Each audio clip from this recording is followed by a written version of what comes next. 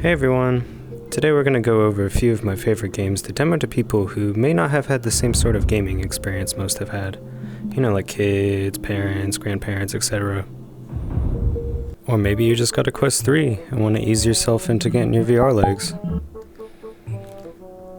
Whatever your reasons may be, these games are perfect easy experiences that still show off the uniqueness to VR and what it has to offer.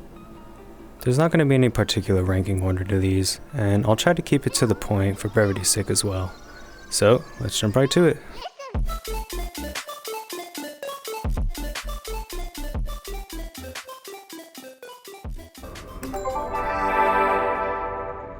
Okay, I said I wouldn't rank these, but honestly this one's my go-to. Check out these photos of my many children. I like it because there's a few relatively short experiences, but a lot jam-packed into them. Would you kindly jumbo-size that? There's lots of fun objects to play around with that usually have some sort of unique mechanic attached, or they're related to a puzzle in some fashion.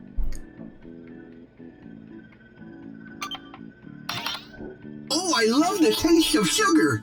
It doesn't have any sort of locomotion, so the player accomplishes everything within the play space by moving manually. This makes it an even easier locomotion style than teleporting, and certainly free locomotion as well.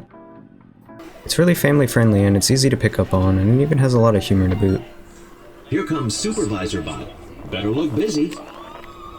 Okay everybody, let's make some business. Johnson, I'm counting on you to Paradigm shift. those Optimizations. There's two more jobs that I didn't show, but as far as this game goes, I would definitely show this one first. The rest of the games I'm going to show today, you can pretty much just go in any order. I want like a big burrito. Like real big. This game is essentially Microsoft Paint, but in VR and made by Google. It's actually free now as it's been open source, and it's a good one to show people who lean creative, as it can be fun messing around with all the paintbrushes and other tools. It actually reminded me a lot of playing Kid Pix as a kid. All the goofy things you can draw with and all the random flashing lights and colors.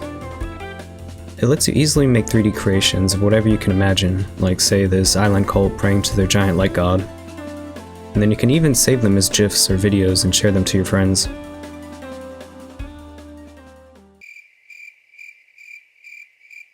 This one is a little out there. It's a Japanese game where you visit a sushi bar run by an octopus. It's quite short and there's a lot less to do than Job Simulator, but the graphics are quite nice and it has its own charm to it. Since it's a short experience, I don't want to spoil it all too much, so I'll just move on to the next game.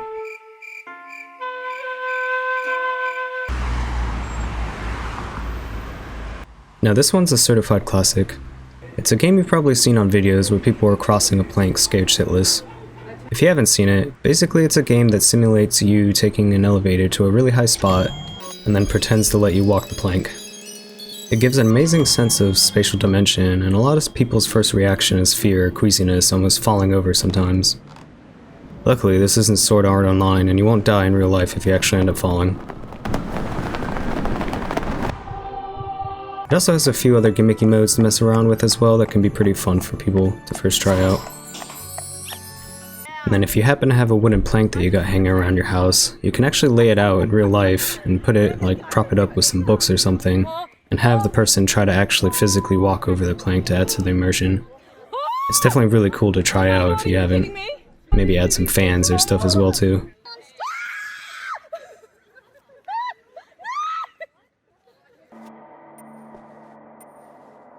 And then finally we got Scanner Sombre. Scanner Sombre is a really somber experience, at least at first. It's basically just a walking simulator, which makes it easy for new players to grasp since there aren't really many other mechanics they need to perform. The section being the scanner that they hold, that when they shoot it, it scans the 3D space around them, revealing the walls of the cave.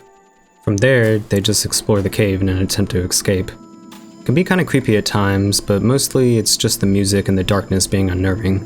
There aren't really any monsters except for one jump scare that's pretty far into the game. But if you just show someone the first area, it's a pretty easy stroll, and it's really beautiful to look at with all the colored lights. Well, that's it. Let me know what you think of the games, or if you would have any other suggestions that you would give to new VR players. I'm definitely going to have a part 2 of this, so stick around and check that out. But for now, peace y'all.